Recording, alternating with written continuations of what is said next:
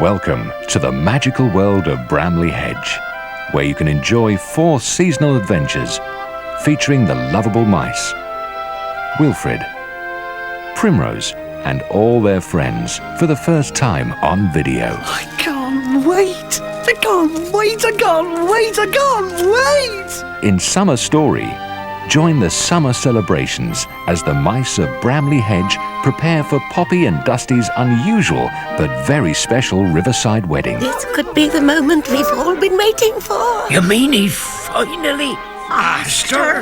That is, if all goes according to plan. Oh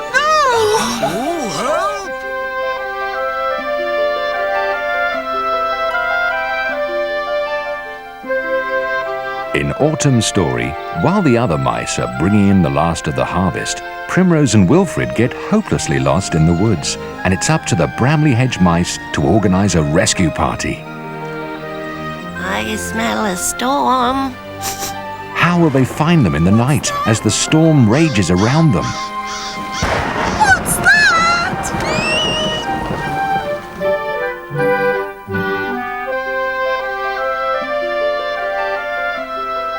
In Winter Story, the first deep snows of winter are up to the 3rd notch of the old oak palace. Friends, I declare that a snowball will take place tonight in the ice hall. Just the right amount of snow for a spectacular snowball. But with Basil, Wilfred and his toboggan trapped in one of the tunnels, will they make it out in time? You'd think they would have come looking for us by now. Oh no!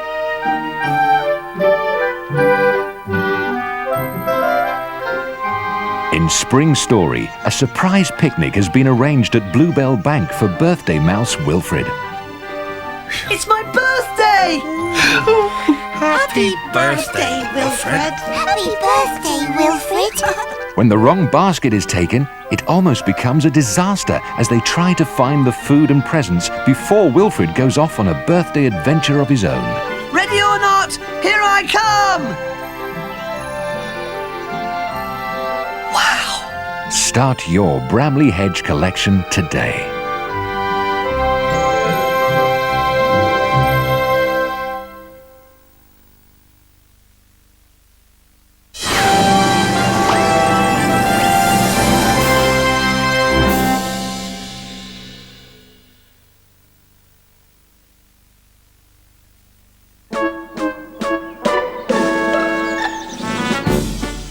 Come and meet Percy the park keeper and his many friends in a series of enchanting stories on video. Morning, Percy. Hello. Watch as Fox, Was it while you were counting we were meant to hide? Badger, Ready or not, here I come. Rabbit, I'm a hare. and the other animals join in the fun in these light-hearted adventures. Let's have some fun ourselves. In the rescue party, whilst having a well-earned day off, Just making a little picnic for myself. Percy the park keeper is enjoying doing nothing. That is, until one of the rabbits falls down a well. And it's Percy to the rescue. But as usual, things don't turn out quite as expected. She's turned into a log!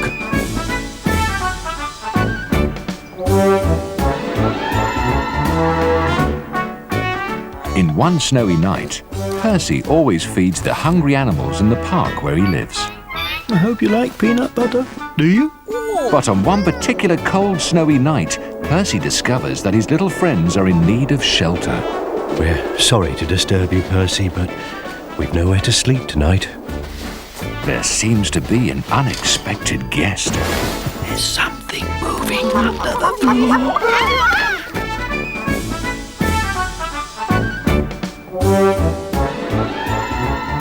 In the secret path, it's a beautiful spring morning, and Percy is about to start work on the old overgrown maze. I've been meaning to fix up the old maze for ages. His animal friends decide to give him a big surprise. Let's race Percy there and have some fun. We can play a really good game with him. But Percy has planned a surprise of his own. I beg your pardon. Come on, Percy. Let's get on and get home. That's it for another day. Start your Percy the Park Keeper collection today.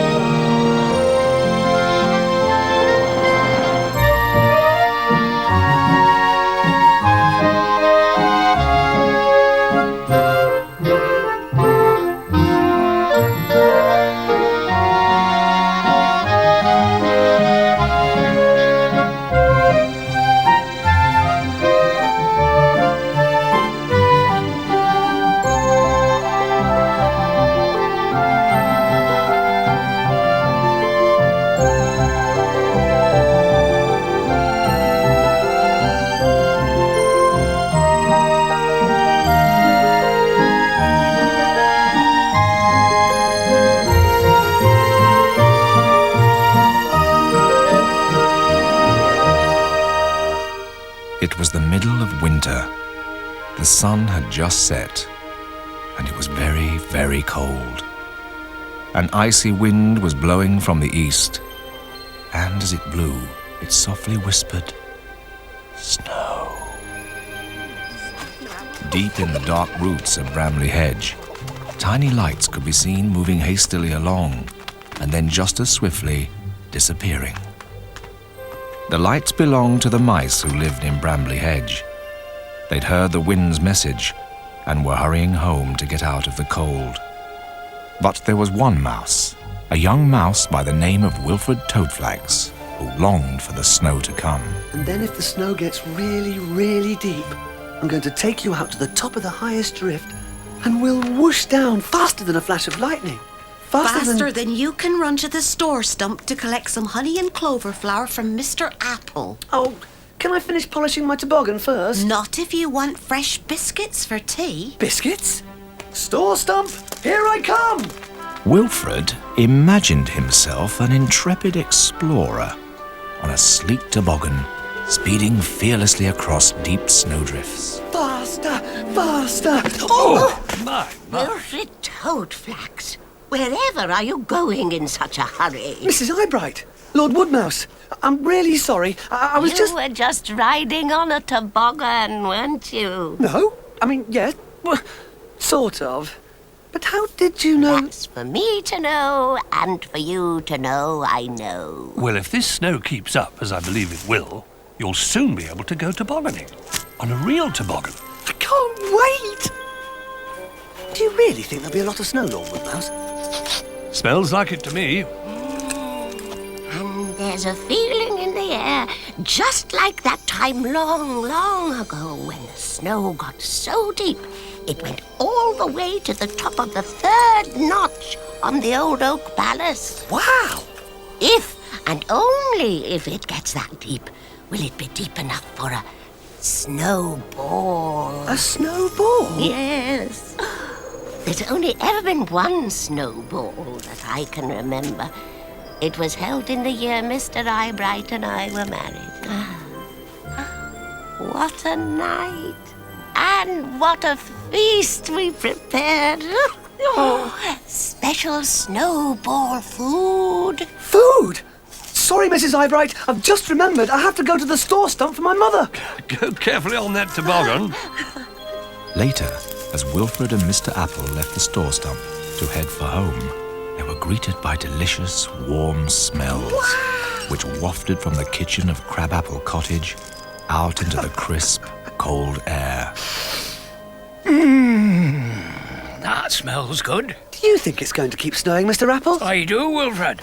Oh, I can't wait. I can't wait, I can't wait, I can't wait. I have the feeling that young Wilfred can't wait.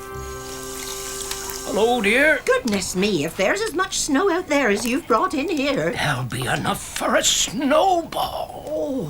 I can remember my mother talking about the last snowball. Well, now old Mrs. Eyebright's the only one of us who was actually there. And I'm sure she'll remember all the snowball recipes.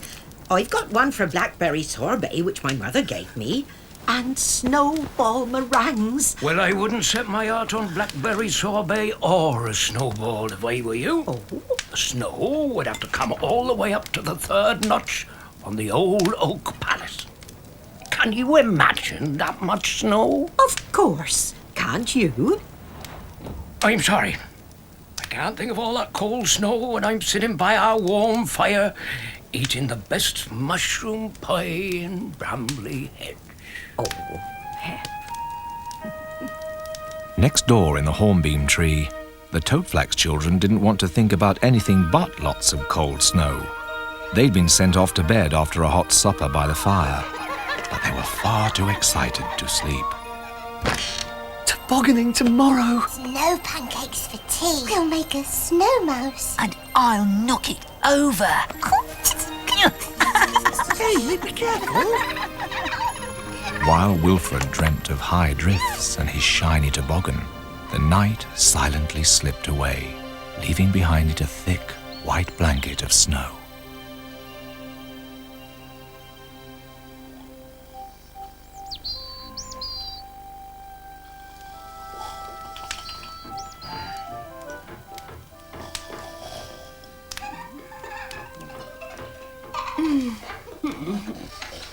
What is that?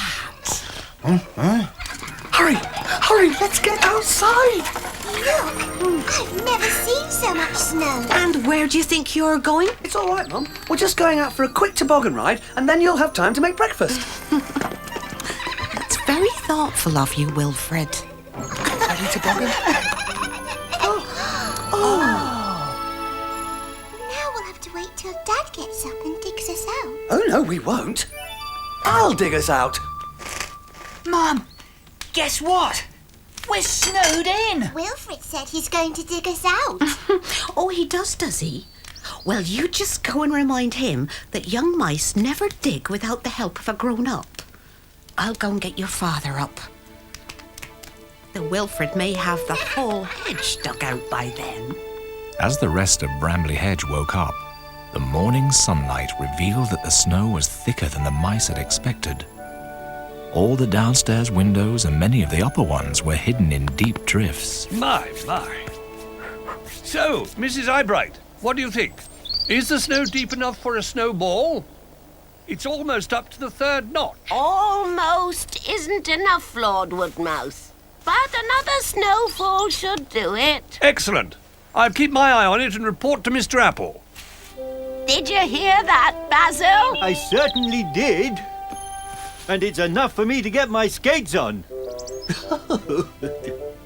Get my skates on. That's a good one. Well, if there is going to be a snowball, and I'll wager there is, I'll need to make my celebrated celebration punch. Elderberry cordial, an essential ingredient.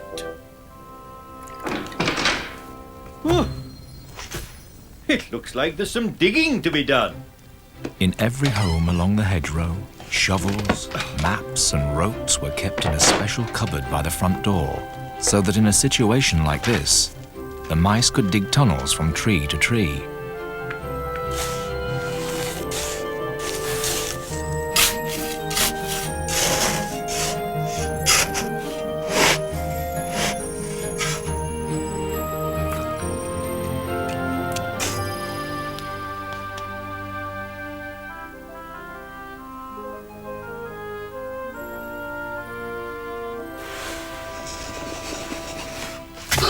Hey! Wilfred, catch! Primrose! I should have known it was you. It's much too dangerous out here for me. I'll go and check on the snow. Come on, let's go tobogganing. Wilfred, Primrose, there's going to be a very important meeting in the store stump in 10 minutes. Please tell anyone you see to come along. Wilfred, did you hear that? It must mean that we're going Primrose, If we don't go now and there is a snowball, we won't get a chance to toboggan until tomorrow. So what's wrong with tomorrow? We have to wait for it. I can't wait. I'm a right now sort of mouse, so I'm going tobogganing right now. Oh, Basil. Hello, Basil. Primrose, Wilfred, how nice to see you. Nice to see you too, Basil. Bye. Oh, my. And it's very nice to see that splendid toboggan. Yes, we were just about to take it on its first run. Oh, you were you? Well, I was wondering if maybe before you do that, you might consider lending it to me for a moment. Not a long moment, of course, just a short one. You see, I have some more ingredients for my celebrated celebration punch at Elderbury Lodge. It's important to have the very best for the snowball. We don't even know if there's going to be a snowball. Wilfred? I'm sure Wilfred doesn't mind if you borrow his toboggan, do you, Wilfred? But Primrose! Splendid! Will you kindly look after this while I go and fetch the other boxes? Oh, this is splendid. Absolutely splendid. My toboggan. As Wilfred waited and waited and waited, he couldn't help wishing he was whooshing down the highest snowdrift. Where is Basil? You know what he's like. Come along, you two. You'll freeze your tails off out here. We can't, Mrs. Krusty Bread. We've got to look after this box for Basil. Mind how you go, Basil. You can never be too careful.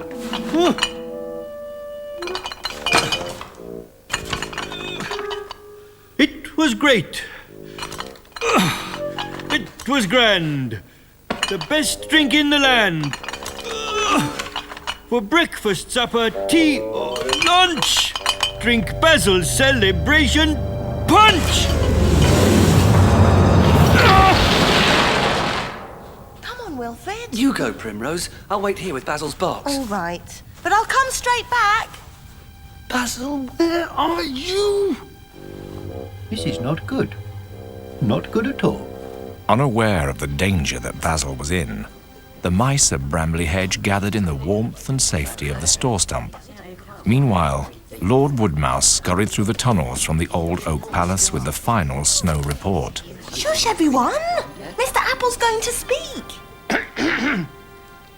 When the snows are lying deep, when the field has gone to sleep, when the blackthorn turns to white, and frosty stars bejewel the night, when summer streams have turned to ice, a snowball warms the heart of mice.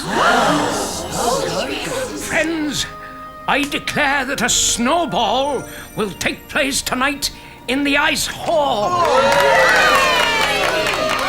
Where is the ice hall, Dad? Well, Captain, that's a good question. You are going to build it. Am I?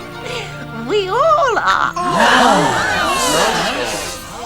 Wilfred! Wilfred! There is going to be a snowball! Tonight! Tonight? Well, I can't wait for Basil any longer. I'm going to find him and my toboggan now. But Wilfred? Primrose, where's Wilfred? Everyone's got to help with the digging. Oh, he's... Oh, never mind. I'll go and get him. Did you find Wilfred? Primrose has gone to fetch him. So it was agreed that the mice would follow the snowball traditions of their forefathers. The first thing they had to do was find the perfect spot to build the ice hall. There was a deep drift of snow banked against the store stump, and the expectant mice watched and waited, all eyes on Mr. Apple. This is it. Mice, prepare to dig. As midday approached, work commenced hollowing out the middle of the drift, while deep in the tunnels, Wilfred was on a mission of his own. Basil! Basil! Oh! Wilfred! My toboggan! Don't! It could be dangerous. Where's Basil? Basil? Oh, yes, it's me, Basil. The snow fell in on me. I'll get some help. No! We can't wait. We have to rescue Basil now. Oh, Wilfred. Meanwhile, the rest of the mice had dug the snow from inside the drift, piled it into carts and taken it down to the stream. Now, bring those icicles over here. Just nudge the top a little to the left. The next one goes here. Isn't that right, Mrs. Eyebright? All along Brambly Hedge, kitchens and fires were hot and busy. Pies browned and sizzled, and soups, stews and puddings bubbled, while crab apples roasted over the fire. Mrs. Eyebright, sorry to bother you when you're so busy, but have you by any chance seen Wilfrid? Wilfrid? Isn't he out with Primrose? Well, I wouldn't worry about Wilfrid. I'm freezing! Me too. We'll have to get help. You wait here. But I'm not a waiting sort of mouse, Primrose.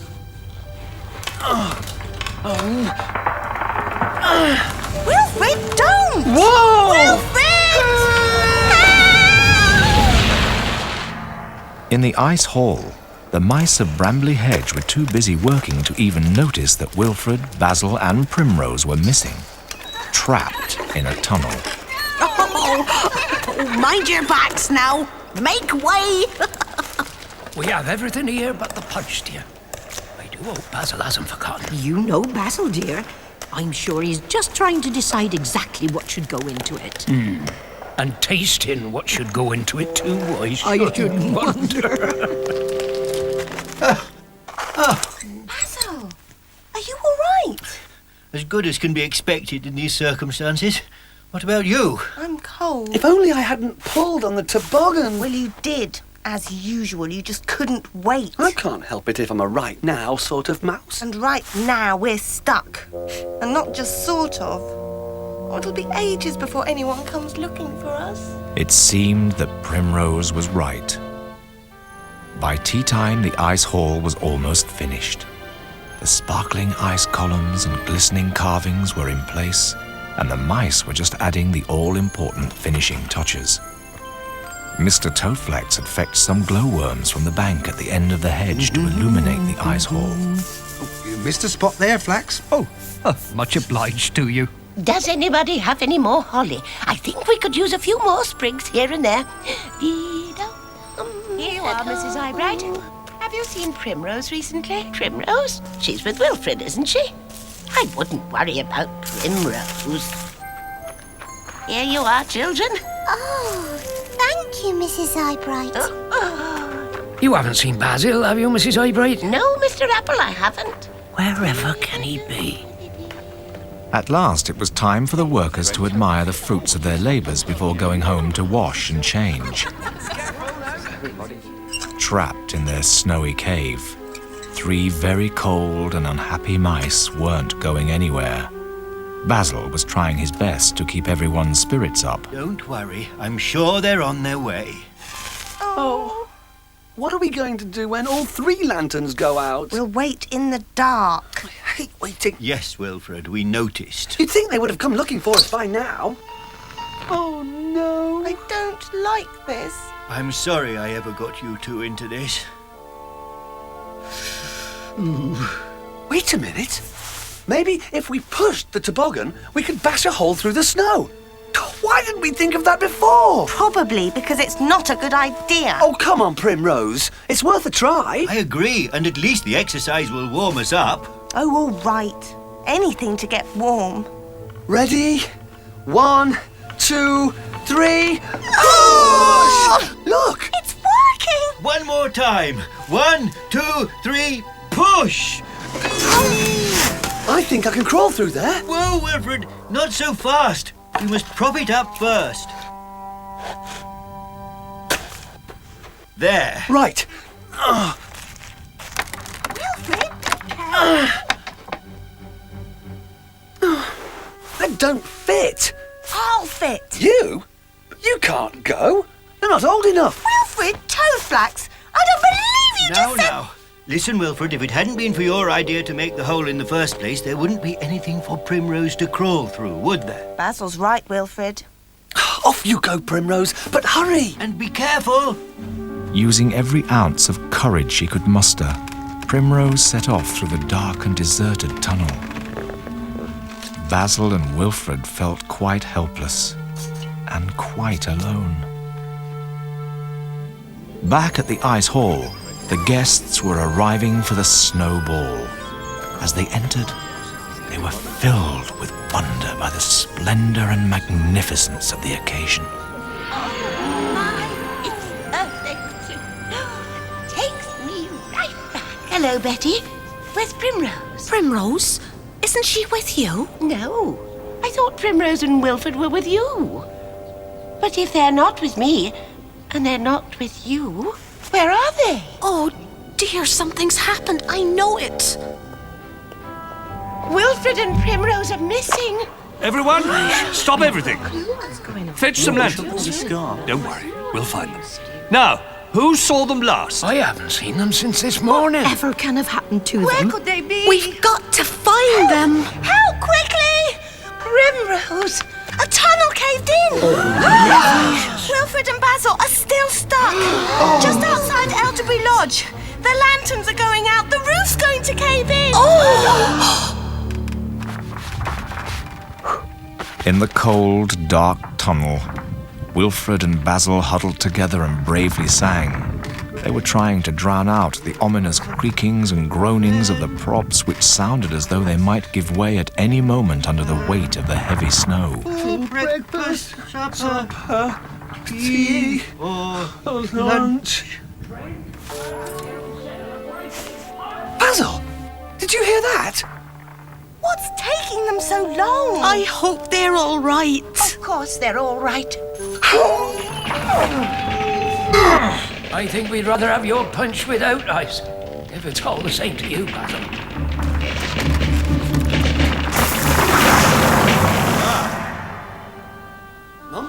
Wilfred! Basil! I'm so glad you're safe. So am I, Mum. Wow! Look at all this! Isn't it amazing? It certainly is. And now that we are finally all together, it's officially time for the snowball to begin. 1, 2, 3.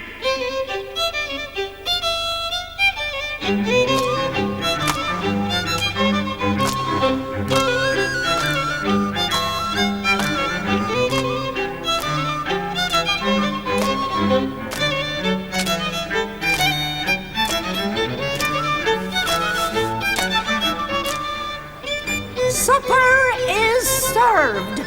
Come along, everybody. Wow, wonderful. What a feast.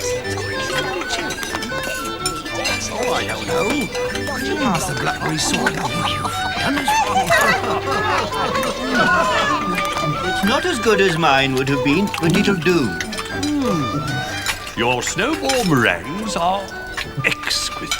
Thank you. My mother's recipe. It's a shame you couldn't go to Bogganing today, Wilfred. It's all right, Primrose. I can wait till tomorrow. Wait? You? I'm not one for all this dancing, but it was worth coming for the food. Oh, Alfred.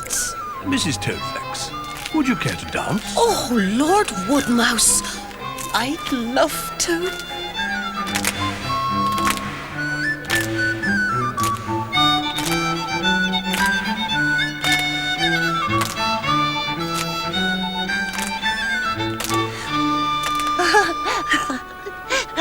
I never dreamt I'd live to see all this again. It's... Oh. Yes, Mrs. Eyebright. It's quite magnificent.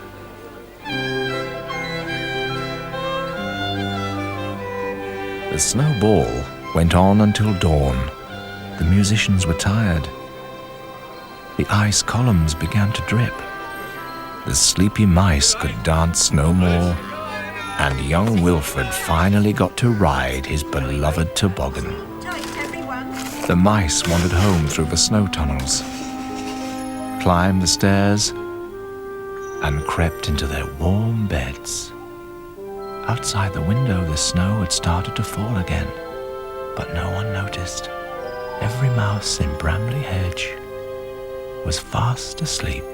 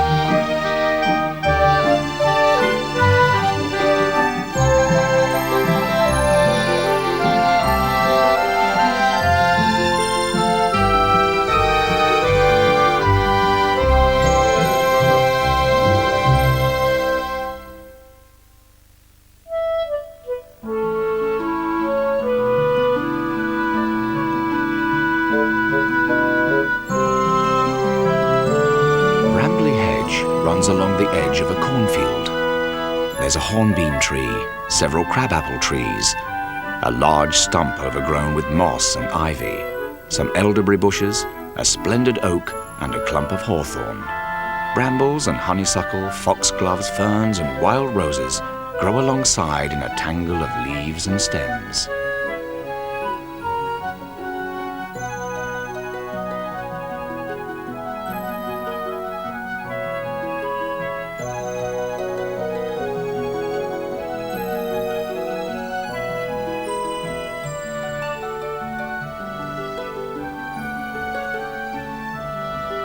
The mice have their houses in the roots and trunks of the trees, and if you look very hard next time you're out walking in the country, you may be lucky enough to catch a glimpse of a small window, or through an open door, a steep flight of stairs.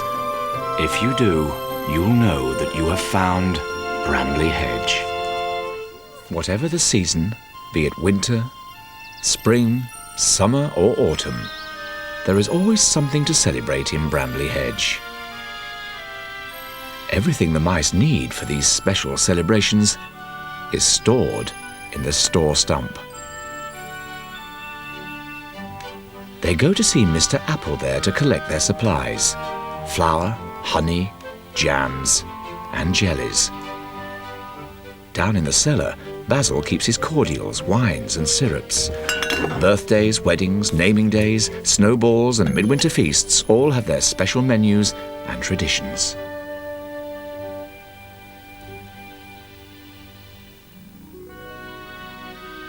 On the shortest day of the year, the mice celebrate Midwinter.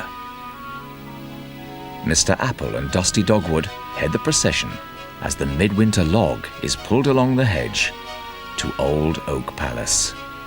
Inside, the great hall is decorated with holly and ivy, garlands and ribbons. Basil brings all the ingredients for his special celebration punch. Wilfred and Primrose were asked to perform something for the guests, and they chose a midwinter poem. They went up to the attic to find a quiet room in which to practice, and to their delight found a box full of beautiful clothes. They decided to dress up and give everyone a surprise. As soon as they were ready, they scampered down the stairs to the party, hiding their costumes under their cloaks. The mice were gathered round the hearth, drinking punch and waiting for the ceremonial lighting of the log. Mr. Apple helped Mrs. Eyebright with the task, and everyone clapped as the log burst into flames and the entertainments began. Mr. Apple made huge shadows on the wall. Lord Woodmouse told a story of the olden days, and Dusty did some conjuring tricks. Now it was time for Wilfred and Primrose to recite their poem. They threw off their cloaks and began. When they got to the end, all the mice clapped and cheered and asked them to do it all over again. The party went on till late, and by the time Basil told one last story, the two little mice were fast asleep.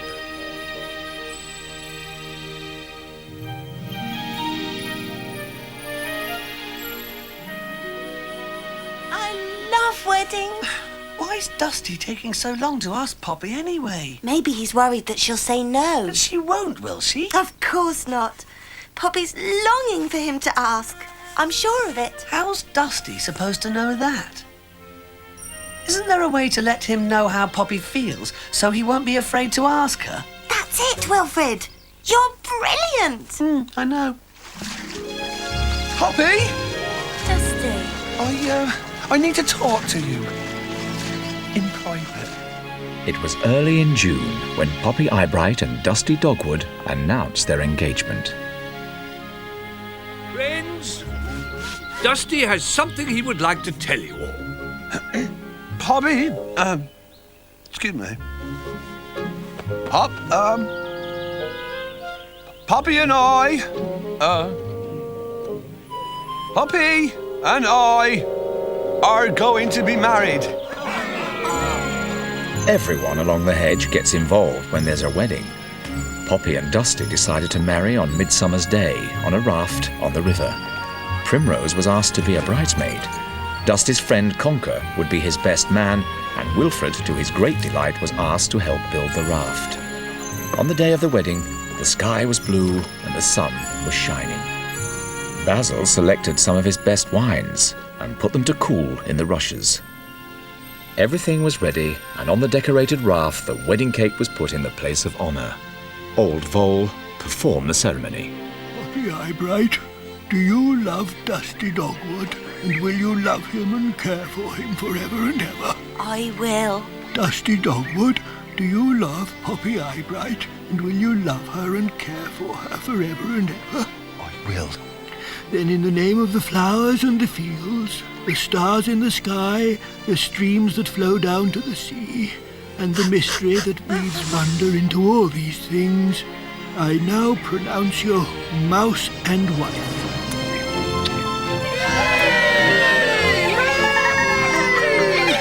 Dusty kissed the bride. Now it was time for the music, dancing and feasting to begin.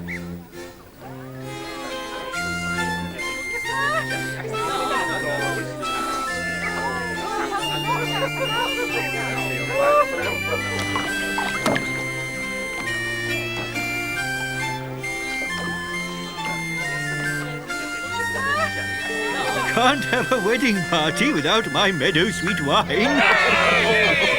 I couldn't agree more, Basil. Wilfred and Primrose had fun that day, and so did everyone else. Aren't weddings fun? It was plain to see that Poppy and Dusty were very much in love. Oh, I do love you, Poppy. As dusk fell and all the mice made their way home, Dusty and Poppy slipped away to a cottage in the Primrose Woods. It was the perfect place for a honeymoon.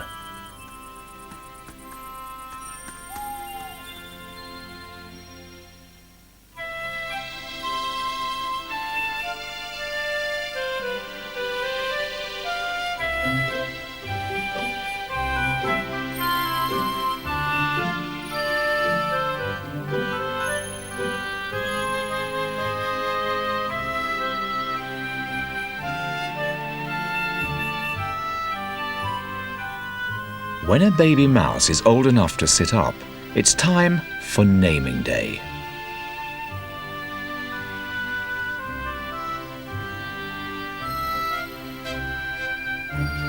All the mice are invited to join the parents at dawn under the hawthorn trees.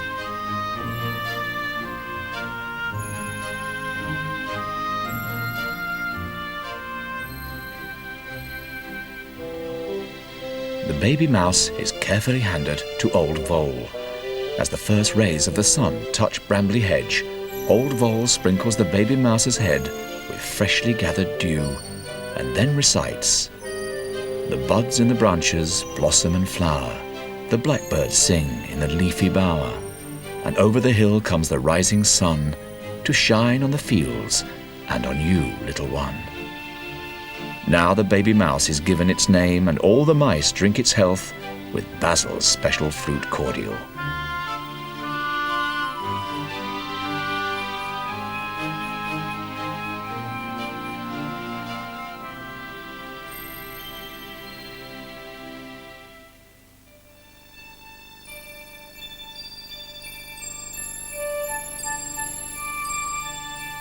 One year, in the middle of winter, the mice woke to find the fields covered in a thick white blanket of snow. What do you think?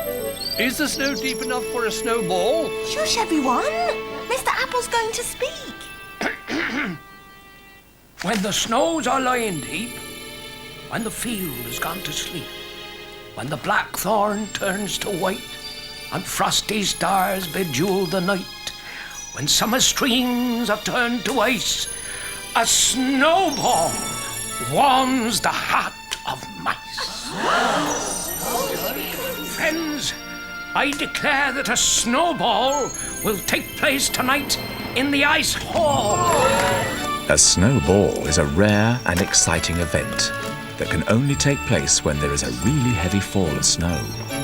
The snow has to reach right up to the third notch on Old Oak Palace. Only then will it be deep enough for the mice to hollow out an ice hall. Dressed in their best clothes, the mice gaze proudly at the magnificent hall that they have created, with its sparkling ice columns and sculptures and polished ice dance floor.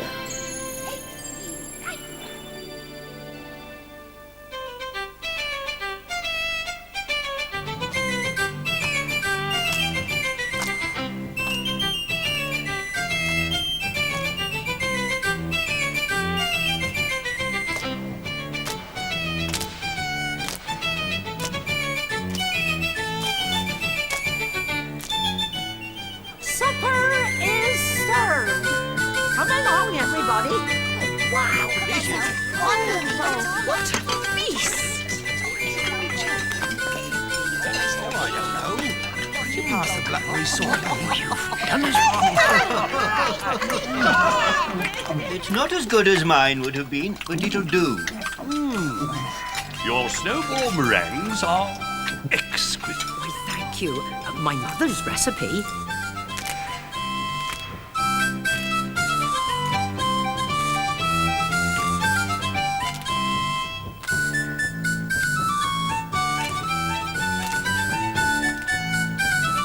The dancing and feasting continued late into the night.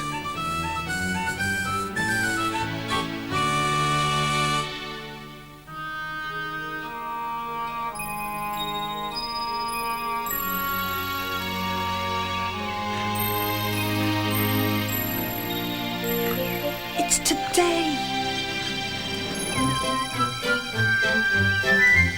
Wake up! Wake up! Wake up! Wake up! What's going on? It's my birthday! Happy birthday, Wilfred. Happy birthday, Wilfred. When Wilfred had his birthday, the mice planned a surprise picnic for him. The news spread quickly along the hedge. Old Mrs. Eyebright said she would fetch some preserves. Basil supplied fruit cordial. And the weavers offered to bring the tablecloths. Poppy Eyebright promised cheeses from the dairy. Mrs. Apple made special primrose puddings. And Dusty brought a batch of freshly baked buns. Now! Surprise! Everyone managed to keep the secret until Wilfred opened the hamper and found his cake and all his presents.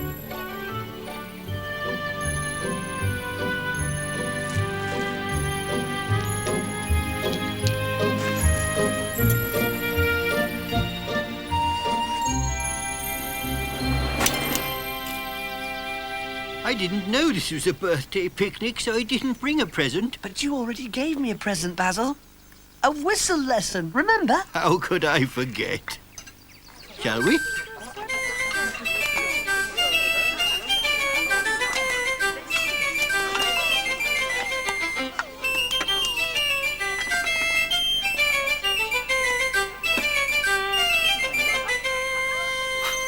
Oh, happy birthday, Wilfred. Oh, yes!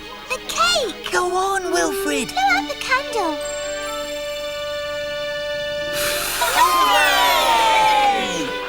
Well now, time to cut the cake. Thank everyone, Wilfred. Oh, yes. Thank you, everyone. Thank you all for my lovely presents. So remember, if you do come across Brambly Hedge when you're out walking, don't tell anyone where it is, will you? The mice are very shy and would not want to be disturbed.